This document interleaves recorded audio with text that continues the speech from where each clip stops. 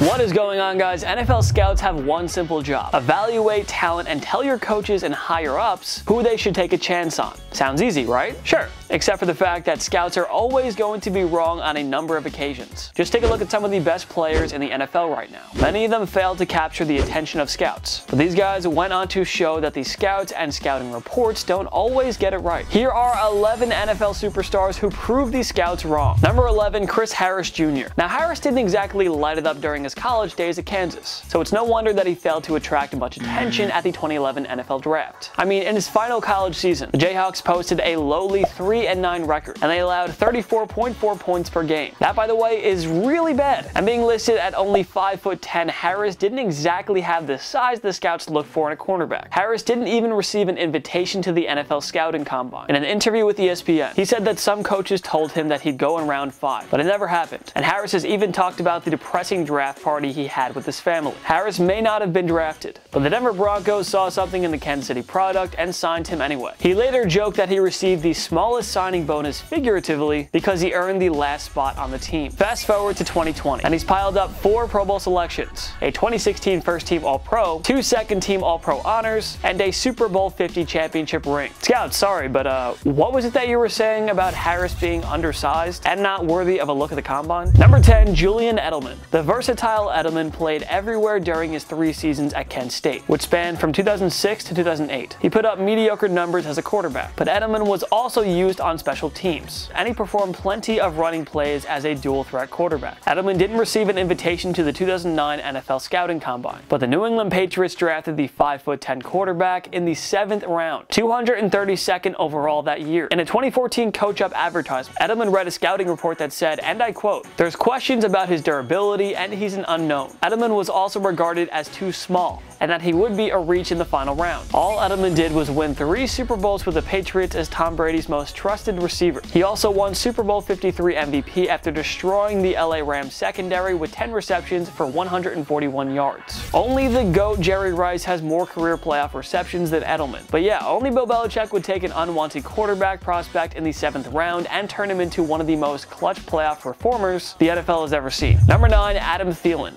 Thielen finally broke out in his 4th year of college for the Minnesota State Mavericks. That 2012 campaign, simply put, saved his football career, even though he displayed good size and hands. Thielen wasn't invited to the scouting combine. He started to accept the fact that the NFL would never happen, and he was preparing to take up a job as a dental equipment salesman. As detailed in a 2018 ESPN article, the Minnesota Vikings scouts didn't see much in Thielen when they gave him an early look. Even Mike Cunningham, the Minnesota State offensive line coach, admitted that they weren't passing Thielen's name onto the NFL scouts. But the hometown Vikings signed Thielen after his name went uncalled in the 2013 draft anyway. Again, the dream looked dead when they waived him several months later, only to move Thielen over to the practice squad. Fast forward less than a decade later, Thielen is now a 2-time Pro Bowler with a pair of 1,000-yard seasons on his resume. He guided Minnesota to the 2017 NFC Championship game, and he played hero in overtime of their 2019 wildcard game against the New Orleans Saints, helping set up Kyle Rudolph's game-winning score. Remember when Minnesota State didn't want to inform the scouts about Thielen? Good thing the Vikings found him anyway. Number 8, Lamar Jackson. We'd like to put Jackson higher on this list, but he simply hasn't played long enough compared to the other guys. If this list is rewritten in 5 years, he'll probably be a top 5. So what can we say about Jackson? He dazzled in his 3 seasons at Louisville, even winning the 2016 Heisman Trophy as well as 2 ACC Offensive Player of the Year awards. What Jackson did in Louisville wasn't enough. You heard all the stories about how some scouts wanted him to change positions. After all, few quarterbacks with Jackson's dual-threat style of play actually succeed in the NFL, right? Jackson later revealed that an LA Chargers scout approached him about the idea of trying out as a receiver, and Hall of Fame executive Bill Polian offered the following take on Jackson. Short and a little bit slight. Clearly not the thrower that the other guys are. The accuracy isn't there. He suggested Jackson move to receiver, citing his exceptional athleticism and acceleration. The Baltimore Ravens seemingly laughed at the Lamar should become a receiver notion though. They traded up to take him 32nd overall in the 2018 draft. Fast forward to 2020, and you have a guy that won 19 of his first 22 starts while leading Baltimore to consecutive AFC North Division titles. Oh, and did we mention that he won the 2019 NFL MVP award after tossing 36 touchdowns and passing for 3,127 yards while rushing for another 1,206 yards and 7 touchdowns.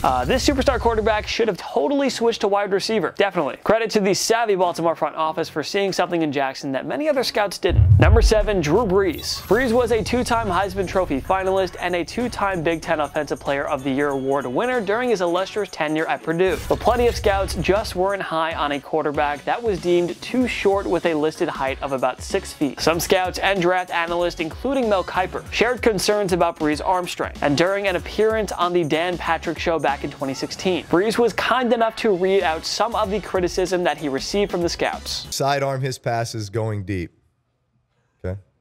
Lacks accuracy and touch on his long throws. Does not possess the ideal height you look for in a pro passer. Brees was drafted 32nd overall by the San Diego Chargers in 2001. He was there for 5 years before the team moved forward with Phillip Rivers, allowing Brees to sign with the New Orleans Saints in 2006. Well, we're now in the 2020s. Brees finished the 2019 season as the all-time leader in passing yards and passing touchdowns. He has the best career completion percentage. And did we mention he led the New Orleans Saints to a Super Bowl 44 championship over the Indianapolis Colts? Yeah, definitely too short. Really short guy. Not enough arm strength, you know? Whatever. Who needs scouts anyway? Right, Drew? At least they were right about him being an early round selection. Number 6, George Kittle. Kittle didn't exactly put up mind-blowing stats during his 4-year tenure at Iowa. That would explain why he fell to the San Francisco 49ers in the 5th round, 146th overall in 2017. Joe Marino of the Draft Network expressed worries about Kittle's routine running and control when it came to blocking. Lance Zierlein of NFL.com said that Kittle was seemingly lacking the separation burst, while pointing out his issues in the run-blocking game. And finally, Bleacher Report's Matt Miller said that Kittle would, quote, struggle to remain as an inline tight end and next level due to size, and he fails to be shifty in and out of routes. Miller compared him to LA Rams tight end Tyler Higbee. Well, Kittle saved his best for the NFL level. In 2018, he set the record for most single-season receiving yards by a tight end with 1,377 yards. He crossed the 4-figure mark again in 2019 as the 49ers fell just short of defeating the Kansas City Chiefs in Super Bowl 54. Nobody really expected Kittle to be a star. Not only did he prove the scouts wrong, he proved practically everybody wrong. So good for you, Kittle. Number 5, Aaron Rodgers. You can't really say Rodgers' numbers with the California Golden Bears were really eye-popping, but he still had the makings to be an early to mid-first round selection in 2005. And though Rodgers' arm caught the attention of scouts, some suggested that he simply played in a friendly quarterback system. Like Brees, Rodgers also appeared on the Dan Patrick Show to read the negative scouting reports he received. Too short, can't create on his own, panics under pressure, gets flustered easily. So wait a second, gets flustered easily. You mean the guy with the best career touchdown to interception ratio?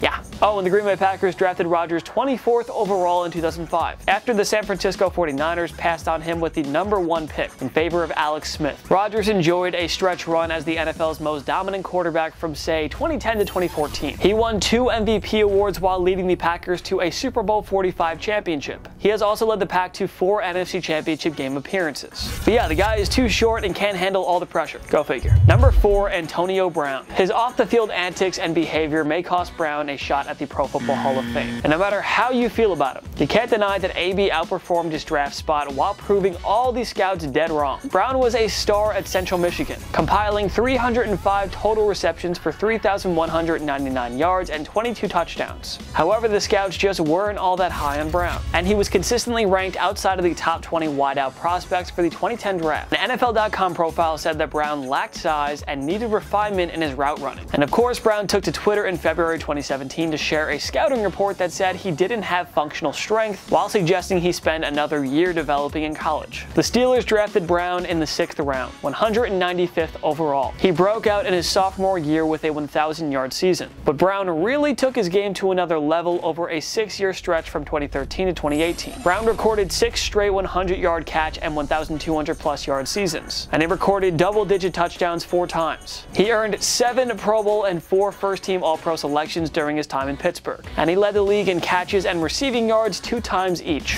So no, Brown didn't exactly need more time developing. And no, he was not too short, nor was he lacking in functional strength. For much of the 2010s, he was the best receiver in the NFL. Number 3, Richard Sherman. Sherman was a wide receiver for the first 3 years at Stanford, but he switched to corner for his final 2 years. Sherman impressed at the scouting combine, and even the Sporting News projected him to be a day 2 selection. But the overall hype on Sherman still wasn't that great, and most had him as a mid to late round draft pick. NFL.com said that he struggled with open field tackling and could be, and I quote, baited out of position when in zone and a tick late to diagnose underneath routes. They also expressed doubts about his ability to be a future star. Well, let's just say that in a do-over, Sherman would be a top 10 pick, and the scouts would have placed him and Patrick Peterson as the top 2 defensive backs in the draft. The Seattle Seahawks drafted Sherman in the 5th round, 154th overall in 2011. All he did was become a key component in their Legion of Boom defense that won 2 NFC championships plus Super Bowl 48. The 3-time first-team All-Pro earned his 5th career Pro Bowl selection with the San Francisco 49ers in 2019, while leading them to another Super Bowl appearance. So much for Sherman not being a future starter. He just might go down as the best cornerback of his era, thanks to all those accolades and 3 Super Bowl appearances on his resume. Number 2, Russell Wilson. Wilson is listed at 5'11". That's all you need to know about the inaccurate scouting reports on the Wisconsin product. So where do we start? Russ Landy from the Sporting News suggested Wilson wouldn't get drafted, and the best case scenario would see him as a backup QB. NFL.com wrote, it remains to be seen if he can throw effectively from the pocket at the next level. 2000 Heisman Trophy winner Chris Wenke suggested Wilson would be the top pick in the 2012 draft if he was 6'5". John Gruden liked Wilson's skill set and suggested that only his height would prevent him from being an early round pick. He was right there. Finally, Wilson was drafted in the 3rd round of the 2012 draft, 75th overall, by the Seahawks, who just signed Matt Flynn to supposedly be their starter. Well, Wilson would take over their starting duties almost immediately, and he is now a top 5 quarterback with a Super Bowl ring to flash at the doubters and scouts. The Hall of Fame awaits this guy that was supposedly too short and ineffective from the pocket to succeed. Number 1, Tom Brady. Brady's stats at Michigan were nothing spectacular, and if you saw his now iconic NFL Combine, you can understand why the scouts didn't give this dude a chance. One NFC scout was quoted as saying, "I don't like him." Smart guy, that's it. Another scout said Brady is just very common. In 2017, Brady pulled up an old scouting report that said he was skinny, that he didn't have the build, the arm, the mobility, or the strength and physical stature. Everything that you look for in a quarterback seemed to work against Brady here. His awful performance at the scouting combine didn't help, but only Bill Belichick would take a chance on Brady by selecting him 199th overall in the 6th round of the 2000 draft. Since then, Brady hasn't done much. Just won 6 Super Bowls and 3 MVP awards while owning practically every meaningful postseason record. The Pats have never had a losing season with TB12, who easily has the most decorated resume in NFL history. So congrats, Tom. When it comes to proving the scouts wrong, no other NFL superstar can even hold a candle to you. What other NFL superstars prove the scouts wrong? Join me in the comment section below. Make sure to follow myself and TPS on social media. We post great content all the time. Instagram, Twitter, TikTok, we're on everything. Go find it. If you like this video, give it a like. It takes 1 click down below, and it really helps us out, so we appreciate it. Subscribe to TPS. We post videos every day. Every day is a new video.